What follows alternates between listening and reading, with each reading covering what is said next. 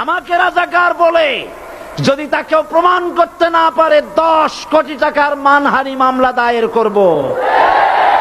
আমার এই বক্তব্য সারা দুনিয়া শুনেছে, পার্লামেন্টে আমার এই বক্তব্য রেকর্ড হয়ে আছে।